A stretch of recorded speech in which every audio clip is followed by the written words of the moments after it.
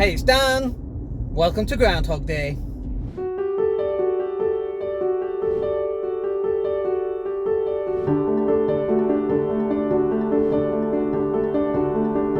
Hey everybody, it's Groundhog Day.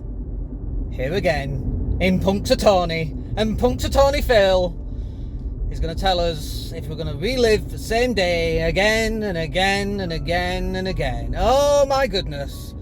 COVID-19 feels like Groundhog Day. What is going on? Honestly, and we're not even in lockdown properly here, and I feel it. I mean, I'm feeling it. Do you know what I mean?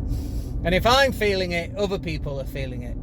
And the mental health aspect of just no end in sight, just the same thing again and again and again. And our life's pretty good. I'm out driving, the sun is shining. I'm off to one of the shops to go buy some stuff for my home studio. So hopefully home studio we've been trying to get up and running for God knows how long. So it's not like we're trapped. We can't eat out. You know, the weekends, the cities are closed here. You're not allowed to go anywhere. 4,000 people fined for trying to get into a city from outside of their local, wherever they lived, which you can't do. So we couldn't go down to the dog beach, which is what we wanted to do, but it's closed. But the weekdays are the same, the weekends are the same. My wife and little one are at school, so they have a level of normality. But for me, I'm really feeling this Groundhog Day, this situation of just the same thing over and over and over again. And you just want something different. You want something new, and there's nothing new. It's maybe, harder because we're in January. And so, there is no paddle surfing. There's no going to the beach for a swim. Not that you swim in the sand, but you swim in the sea. There's none of that. There's no going to cafes and just sitting, having a coffee and watching the world go by. That's harder. And, for me, I'm a person who loves time on my own. I love it. And I really struggle without it. But not being able to travel and not see different aspects of the world, and just even not being able to travel to Leeds, which is, let's face it, not the most exotic place on the planet, but I'm missing it like so much. So what do you do? And there's only a couple of things you can do, okay? The first one is to realise that this is a temporary blip in our lives. In 100 years they'll talk about the great pandemic of 2020 and 2021. So we're part of history. But also you don't want to become a part of history by, ending life early on purpose. You know what I mean? I'm referring to when I say that. I'm not going to say the words. But this is the thing. We got another 5 or 6 months where we're going to get, like this, and we're going to eventually get back to kind of where we were a little bit. And then as we go into 2022 is going to be the year, I think, where we can travel again. The whole world will be vaccinated, apart from some third world countries, which unfortunately, due to their financial predicaments, are not getting the vaccine. Although I noticed some Western countries rather are helping, and so on. But we're live till 2022, and I think the key here is to plan for that.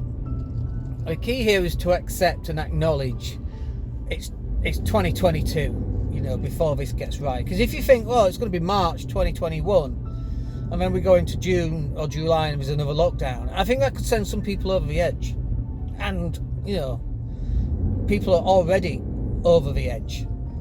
So with the current lockdowns and the lack of action from the UK government, and of course the NHS has done a wonderful job, and they got 600,000 people vaccinated this weekend, which is phenomenal work by the NHS. And unfortunately the government will then take responsibility for that and say, it's because of us, we did it, even though they've failed at almost every single thing that they've done, with the worst number of cases in Europe.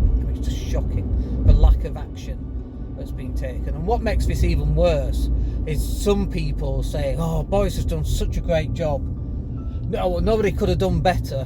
It's like, my dog could have done better. And I think that's kind of some of the frustrations boiling over. That and anti-lockdown people, you know, who are then going on marches and then creating the very lockdown they're against. You know, no masks, no social distancing, complaining about having to wear a mask and having to socially distance, then creates the very thing that they're going against. And it's just, you know, it's just where we are. But from a Groundhog point of view, Groundhog Day point of view, it just is what it is, and you just need to stick with it. Life is not always going to be like this. By the way, some people are loving this. I should add. Some people are like, oh my gosh, life is so wonderful now that I don't have to go to work and I don't have to go anywhere and so on. But for a lot of people, they're really struggling. But time is the great healer. And the more time, you know, when I say more time, the more time passes, the more that this will pass, and we can get back to normal fairly quickly. And that's so important for all of us. But don't be premature on this.